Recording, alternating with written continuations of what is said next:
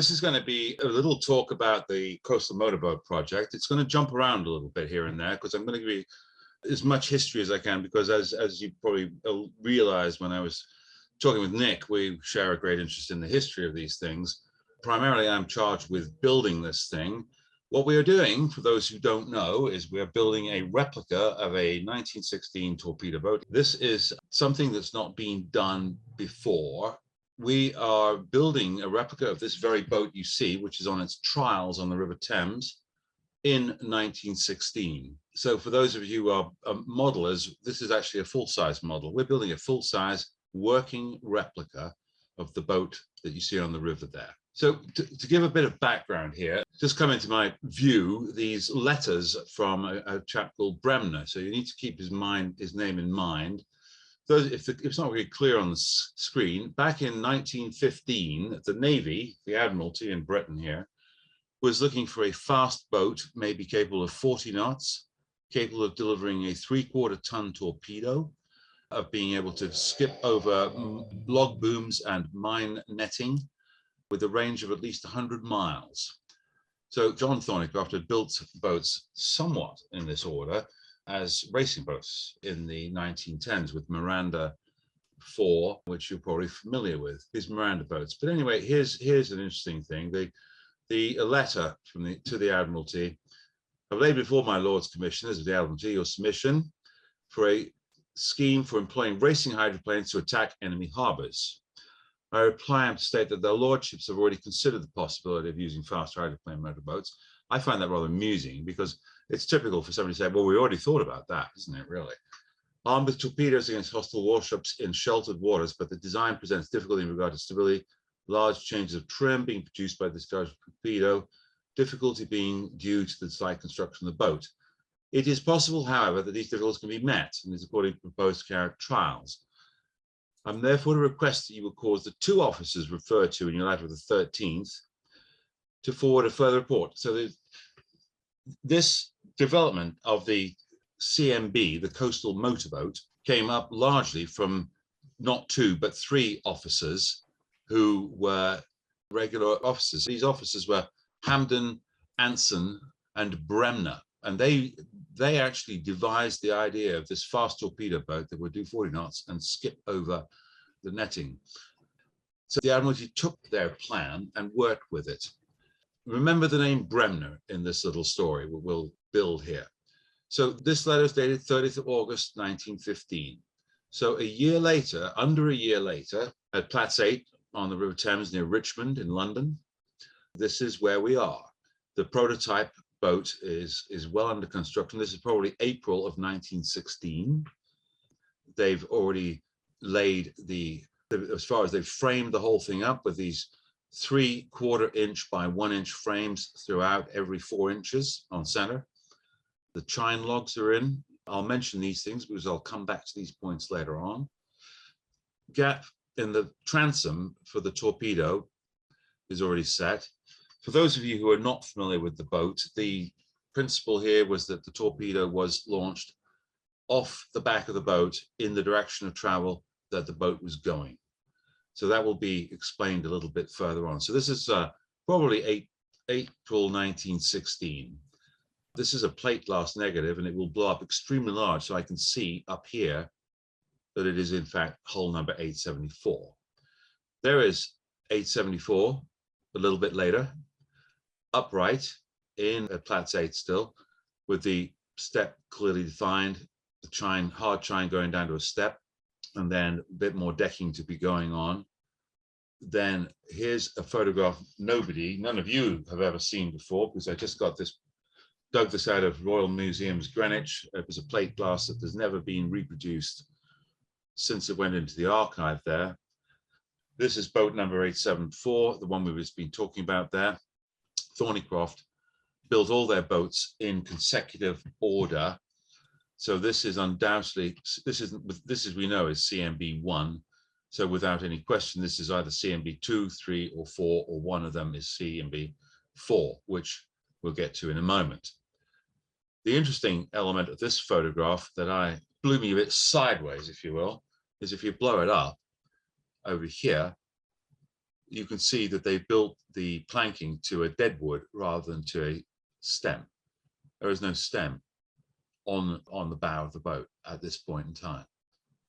We had no idea until we got this photograph that that was what they did. Anyway, so they're going back to Platts 8. There's 874 under construction, CMB1. Last year in March of 2020, I was able to get permission to go and have a look around those buildings, which still existed at the time. This is an island on the River Thames, about 20 miles upstream from London Bridge. So it's kind of quiet back in 1916. So Thornycroft could build there without too many people knowing what was going on, except when he took the boats out to rip them up the river, I suppose.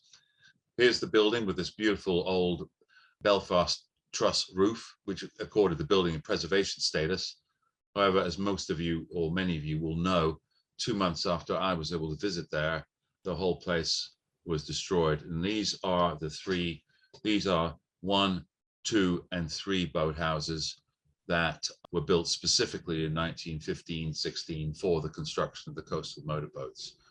As I said, it's an island. There's a very narrow bridge about a quarter of a mile the other way.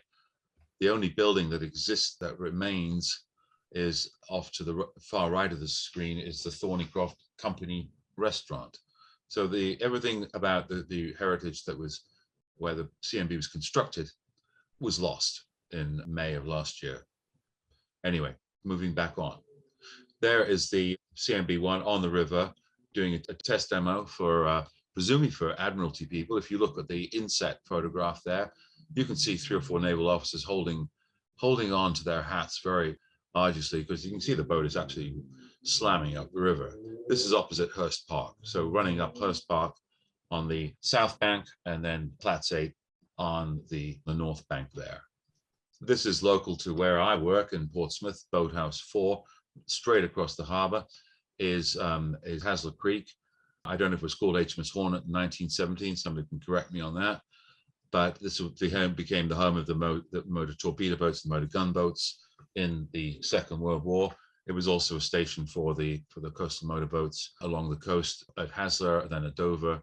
Subsequently, they were all consolidated at O.C. Island in Essex, which is where they most have ended up in 1990. Most of these boats were decommissioned into the by the early 20s. So here is an early photograph of CMB 4, which is going to be the center of our story shortly. This is 1920. So she had her major exploits in the Baltic in 1919. So by 1920, she was on a plinth in the Imperial War Museum in London. It's not a very good photograph, but it does give a couple of things away. And that is that on the bow here, she's got some sort of blocking, as opposed to here later on, she's returned with the protection and the bullseye fender device up there. She also looks like she's had quite a bit of damage down here. Now, I don't know if that's just the photograph or not, but in 1979, she was rebuilt. And this is the part that was rebuilt extensively. So it looks to me like at some point, she's either had a crash or some damage there. This one here is, I think it's at Platts 8 in the 60s. She was in Platts 8 in the 60s and 70s, but she's also spent some time at Marchwood in Southampton about that time. She was just covered up under a cover like this. The basic thing is that the Imperial War Museum, who took custody of her, didn't know what to do with her. So she was in Marchwood under this thing, but then subsequently ended up in the Imperial War Museum in Duxford, Cambridgeshire, probably from about 1980. The British produced these boats. They were fairly successful running raids, torpedoing and dropping depth charges in the English Channel around Dunkirk and Zeebrugge. They were very effective there.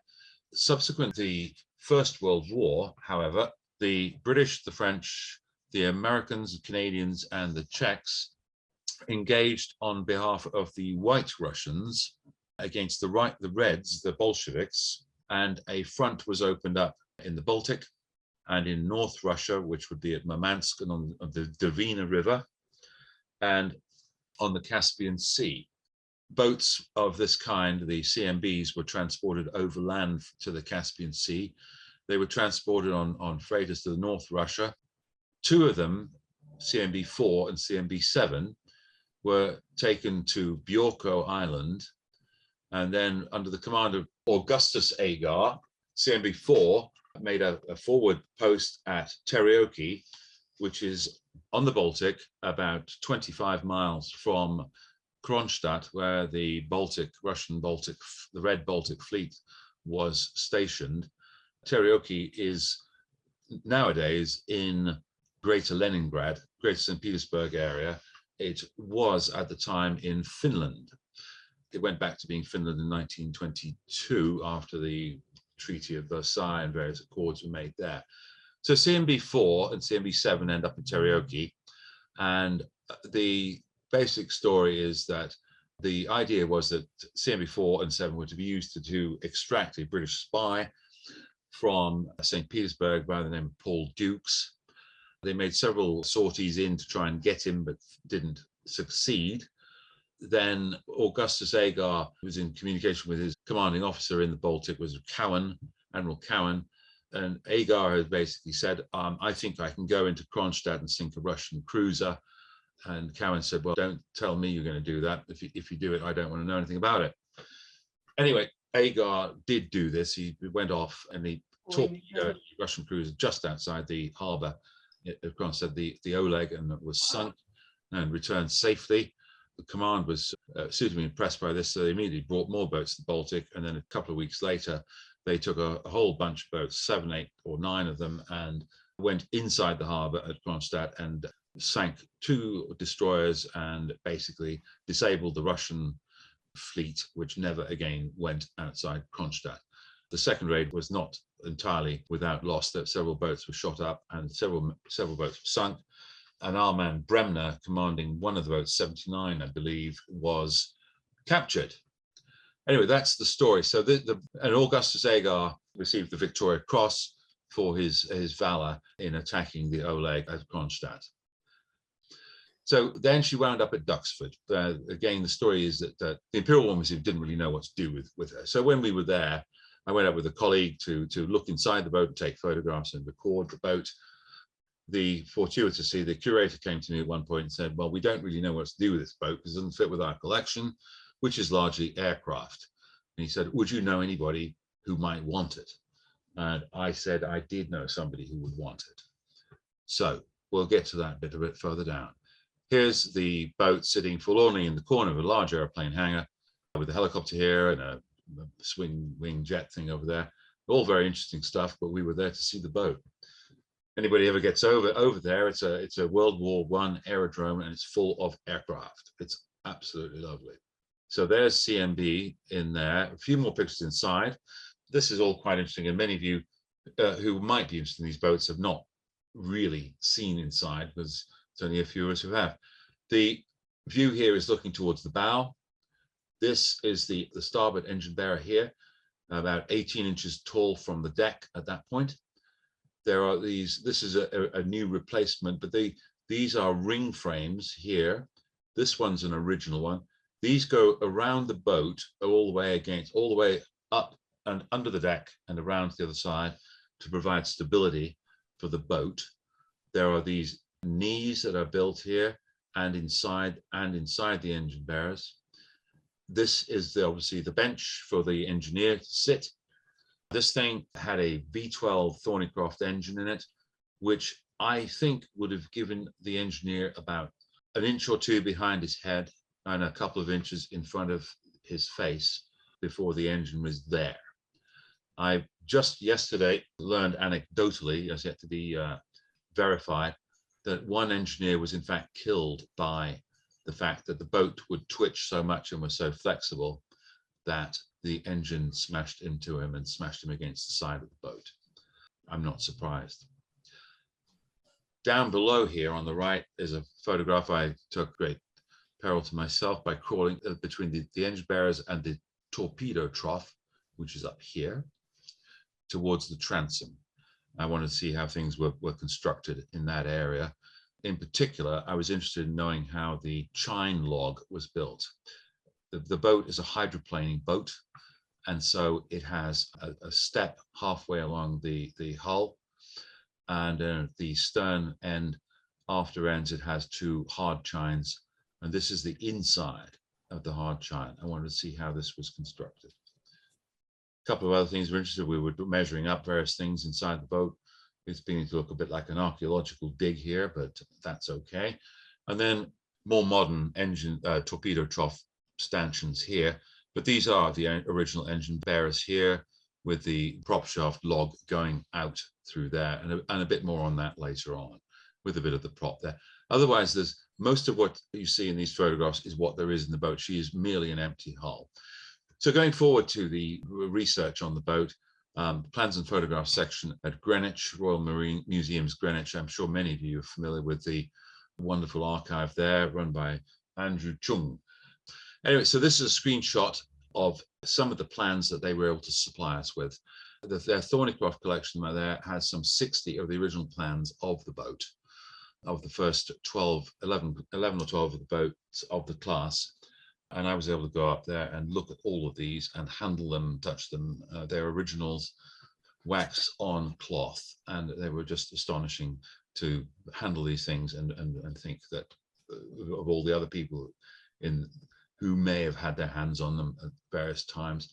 Here is one of the ones I find most interesting, in that this is, it says 874. You'll remember back to the photograph back there, the boat number, the hull number.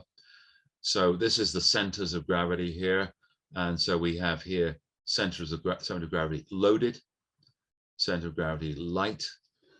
The big question, which yet has to be fully answered, is what happened to this boat after it dropped a 3/4 ton torpedo off the back of it?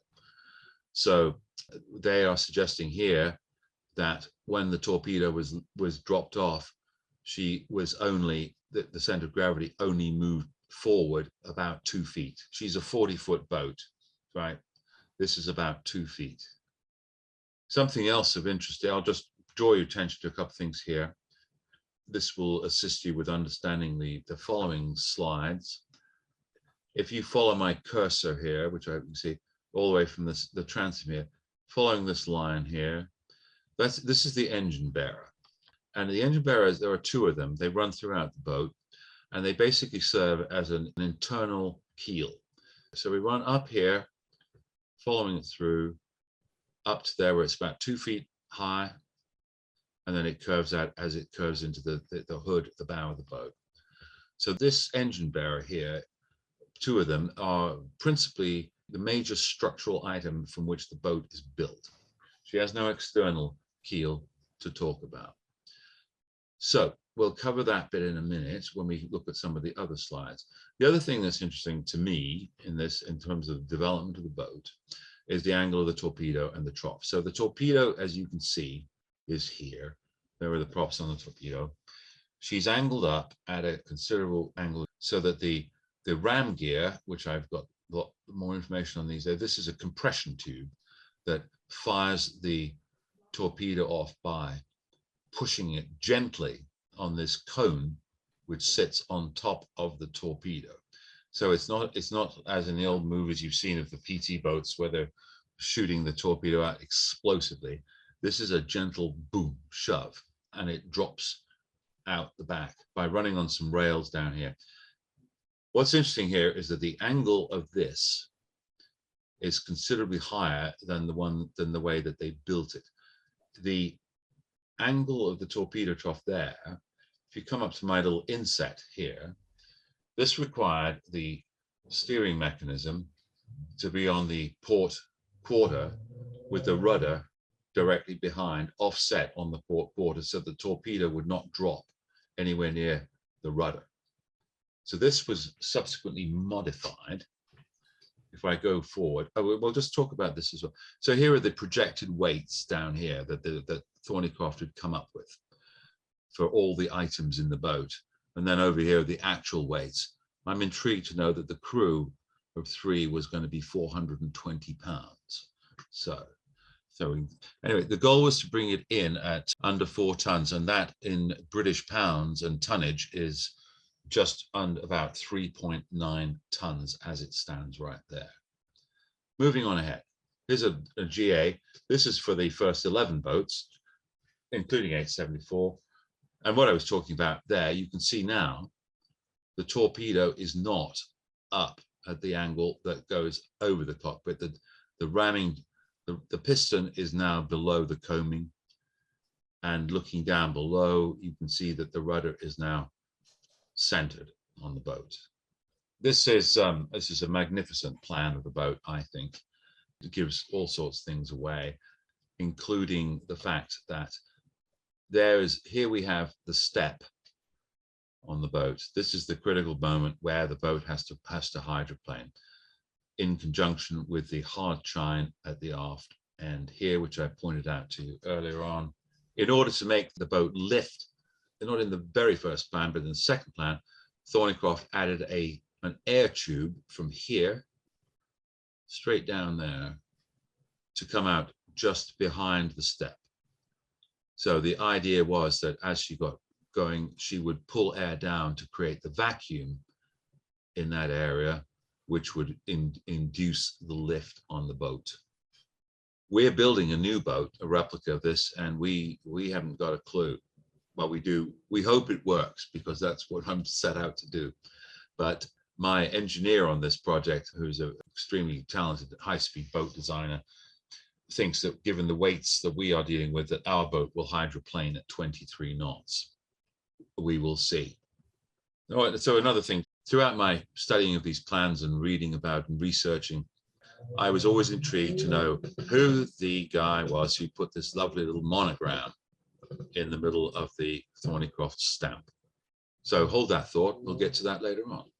Here's the lines plan we decided to work from, that came from Royal Museums Greenwich.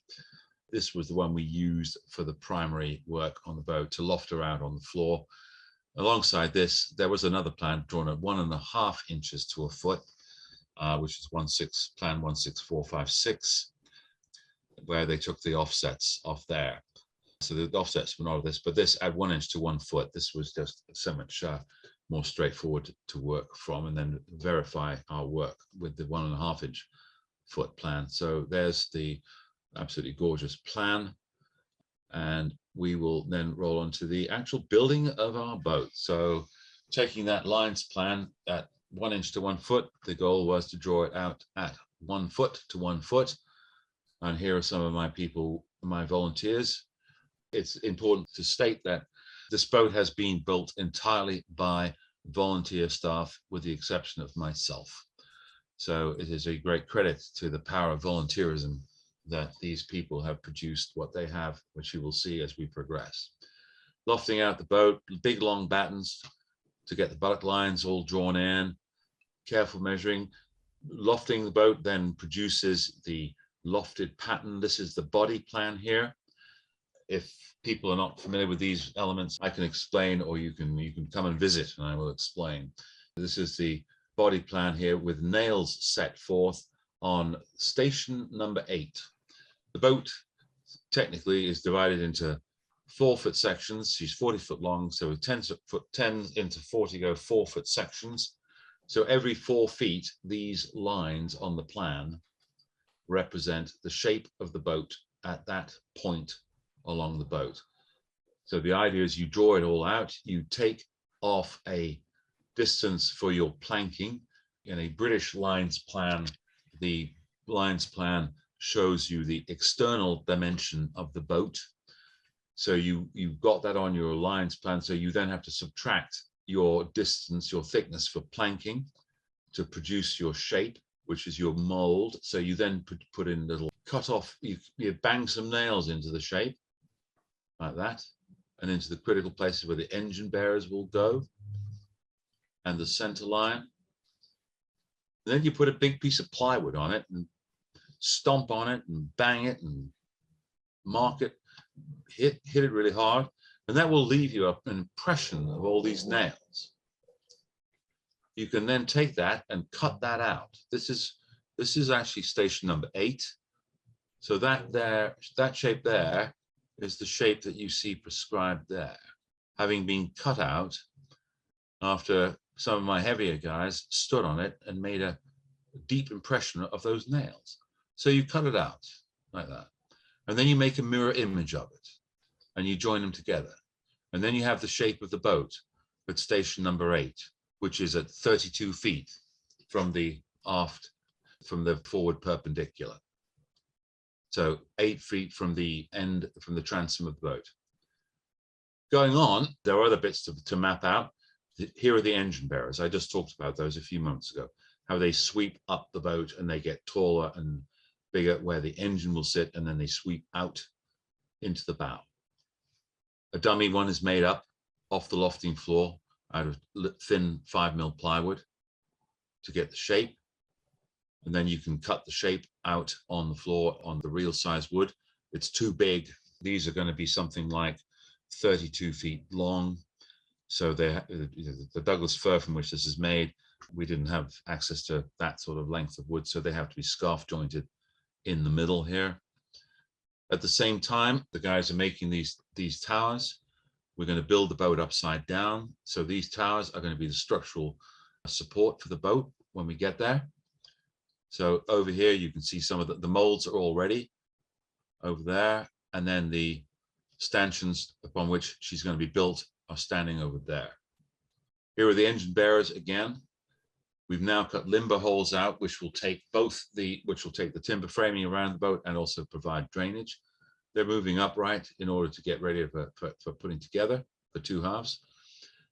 I'm not sure why we all look like this, but we've just resourced glued together the stem of the boat with about 40 pieces of 1/4 inch oak, all bent round a template. And it was a majorly arduous piece of work, so I think that's why everybody looks quite consternated there. It's like, my God, did we actually do that? Here again, we've got the guys getting ready to line up the engine bearers. Center line string here, which is set to waterline 1 all the way through. And then we will gradually crank the pieces together and clamp them together there. There's the scarf joints ready to go. Somewhat later, after the stem had been done, it's had some initial fairing, it's beginning to take shape. And then finally, 3 and a bit years ago, we started to go up. So the lofting floor became the construction floor. Those stanchions that you see were attached to the floor, bolted down nice and tight. And then the engine bearers, now glued together, are positioned up there against waterline 1, which runs through as a dead level horizontal all the way through. Some of the molds put on here, that will be mold number 9. Number 10 obviously is the transom.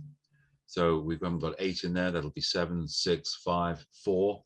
Some of the cutouts are being made already for where stringers will be placed. Which is going up there.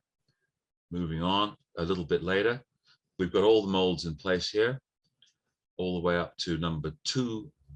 Number 2 here. The hog has been laid in. Engine bearers all set in. All the molds, no transom on yet. And then here we are beginning to set the stem up and position that and then support that properly. A few pictures as we go along. Transom knees, these were all made, all the knees on the boat were made of brass on the original boat, but we are making them out of oak laminate throughout. So this is where we're up at the transom. Obviously, we're transom. This is the end of the engine bearer there. That will be the starboard engine bearer. This is the end of the port side engine bearer. And there's the hog running forward. Then there's the hog running out there into the stem of the boat, coming around. And the first of the stringers are being set in. The original boat had 16 stringers. We're putting 19 stringers in to provide additional strength. So we want this boat to last a long time. So a little bit later, November 2018, it's pretty self-evident here, same as the other one, but their stem is already there. Engine bearers, molds all in. Transom looks like it's on, stringers going in, and other things happening all around. A bit of detail on one of the knees here. So going forward, once the stringers are on, it's a matter of putting the timbers on. This boat has timbers every 4 inches on center. That's an awful lot of timber. 1 every 4 inches. So we were trying to figure out how to get up and down the boat. So we didn't have all the right gear at the time. So they built this what the guys call a howdah to sit up, so they could sit up on top. You'll notice how the timbers go over the stringers, obviously through the engine bearer, but then under the hog. Well, technically over the hog. The boat's upside down.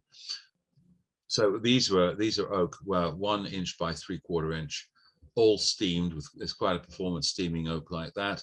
But we managed to get them around. We broke a few, you always do, but we got them round all the way. And then they were nailed and glued. So detail as a bit later. There's the hog. There are the limber holes that were, the limber holes are under there. Then so you have to put some infills or blocking to take the timbers of the timbers of which were steamed and then taken over the top of the hog and then out the other side. I hope everybody understands what's going on here. There's a lot of stuff. There are the limber holes, sorry, right there, that were previously cut. So this is just additional blocking that's not important. A slight digression here. I had the pleasure of meeting John Margetts, and I've met John a couple of times. He's the grandson of John Thornycroft. But fortunately, on this occasion, not far off 3 years ago, he came to visit us, and it was a great pleasure. Grandson of John I. Thornycroft, whose company built and designed and built the original boat. But that gives you an idea of the timbering with the molds obviously in place there. That would be mold number 7, I would think, looking all the way up to the where approximately the step of the boat will be built. Another slight digression was, this is where, when the curator at Duxford said he didn't know what to do with the boat, would I know anybody who would want it? And I said yes. And I had a word with Rodney, who's on board here tonight, Rodney Agar, and we thought this was a great idea. Rodney was delighted. He was able to talk to the people at the Imperial War Museum, who very quickly agreed that it could come to be with us. So CMB4 in August of 2019, or CMB4 moved from Duxford, came down to our building, and we managed to creep her inside through the doors, through the lobby, onto the main shop floor, where this, for those of you unfamiliar with what we do here, we have other boats. We run a college. We have boats over here which are largely being tended to by students of the college who are learning boat building skills. They have a 1-year program to do wooden boat building and construction. On this side of the hall, we have boats which belong to the boat collection side of things, with the Green Parrot, which is the C&C Portsmouth boat, Janet, which was a naval officer admiral's barge from 1892, Cyclops from 1915, a Maltese dicer from we don't know when, an armed steam cutter, which is rapidly drawing to a conclusion of its restoration from 1910, and a British Mark I landing craft from 1959 under restoration. Here, or nearing restoration, and here is CMB4 just having arrived. And then here's Rodney Agar, whose whose uncle commanded this boat, looking very pleased that she's finally home, as Rodney and I like to think. And so we lifted her up onto this new position, so on some davits we had specially constructed in the boathouse. So she sits directly above where we are building the replica boat. Very appropriate place for her to be. So we'll cruise through the rest of this here. So, because things happen fairly quickly from here on out. Looking a bit like an East Asian construction site with all this wood around, we've subsequently got a lot more better and proper staging. But you can see we've got all the timbers in, except for in the very front end here, all the timbers around. The hog's in, that the chine logs are beginning to take shape up here. The stem is shaped and around. And she is sitting, there's CMB4 up there, so she's sitting right above us on the floor down below, keeping an eye on what's going on.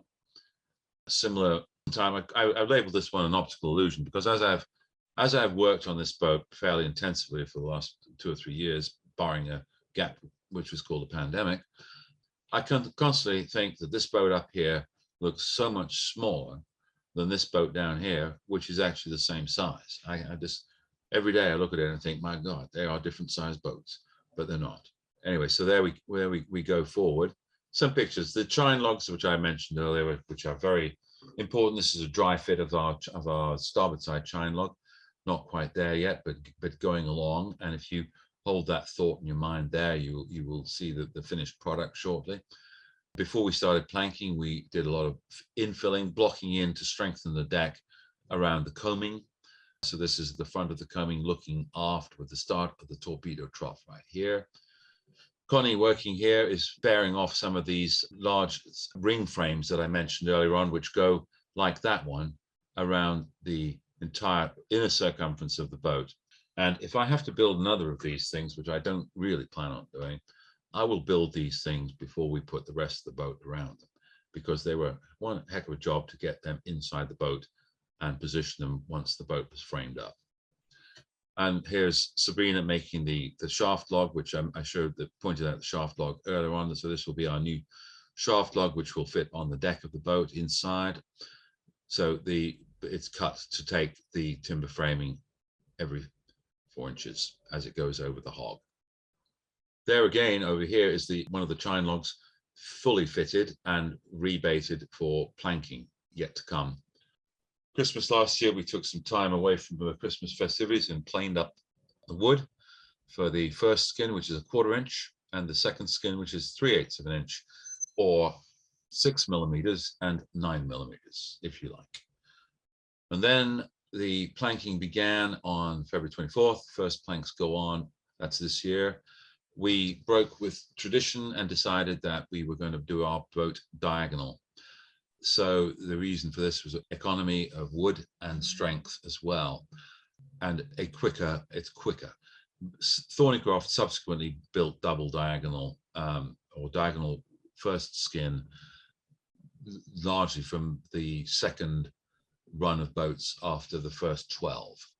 So we're not far off. In any event, we're not building an authentic replica. We're building something that will look like CMB4, but she will be a modern boat in every respect. We want this boat to last a long time.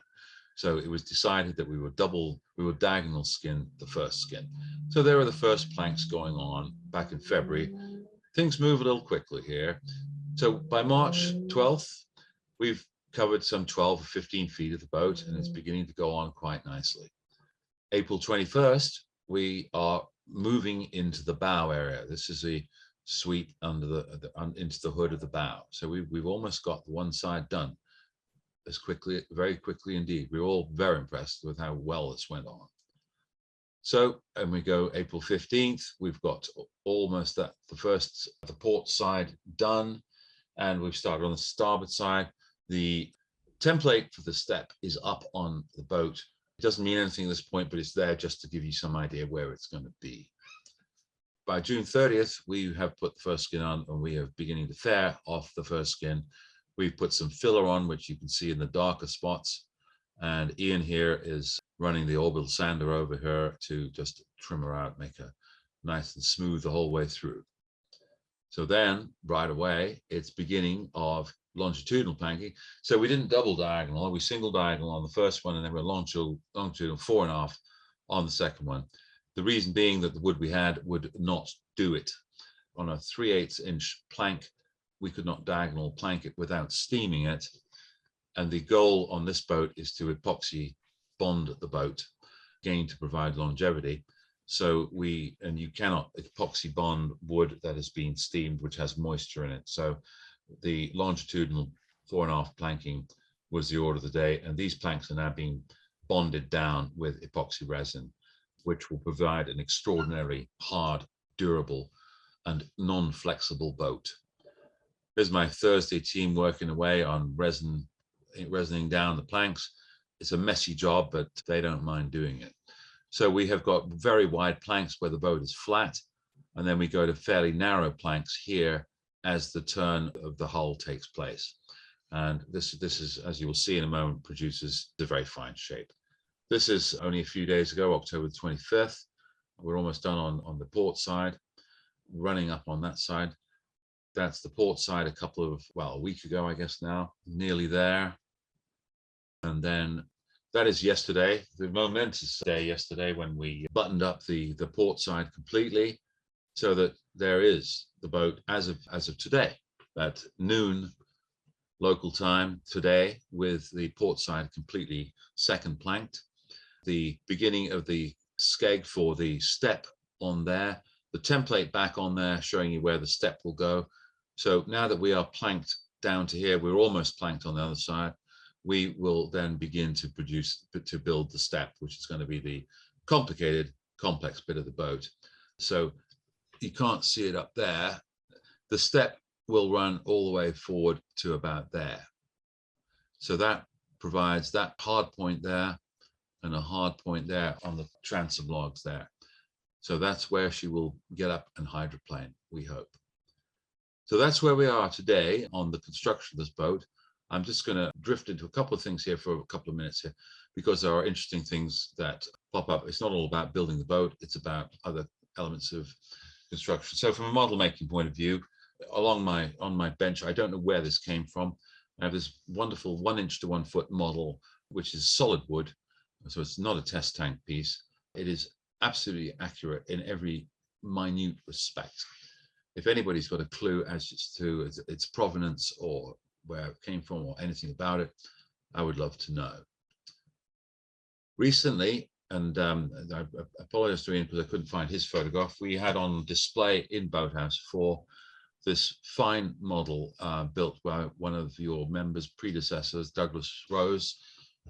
This is owned by was donated to the National Museum of the Royal Navy, and they had it in their basement for many years, not on display. And I managed to catch Nick Hewitt, who was the curator of the National Museum, and I said, you know, what about? He said, oh, you've got the model, and it's going to go to the new Coastal Forces Museum at Gosport. And I said, well, why don't you put it on display with us for a while? We've got the real one, and we're building a new one. So he said, that's not a problem. So we had this beautiful model on display for a month, which is, again, it's diagonal, planked, just like ours, but it is an extraordinarily fine model. It was just delightful to have it. If any of you are in the area, and the new Coastal Forces Museum, called the Night Hunters, are at Pretty's Hard on the Gosport side of the harbour, you can see this fine model, along with quite a lot of artifacts from Bill Bremner, who I mentioned earlier in the notes about Bremner and Anson, who were the originators of the CMB project. So going on, just a couple of brief items. We recently had a visit in conjunction with the opening of the Coastal Forces Museum of David Bremner. David Bremner is the great nephew of Bill Bremner, who was the driver of CMB 79, I think, and was one of the fathers of the CMB. And David here is very kind of given me copies of many of Bill's notes. Bill, in driving on the second raid at Kronstadt, was captured by the Russians and spent time in jail. And Nick also has these notes now that we will need to pore over. So David and Sue. The interesting thing is that Augustus Agar was on the same raid. So Rodney's uncle was on the same raid as David's great uncle. And they both have a direct connection, obviously, to the CMBs. David has made his name primarily by rebuilding the Bristol Scout aircraft that his uncle flew in the First World War.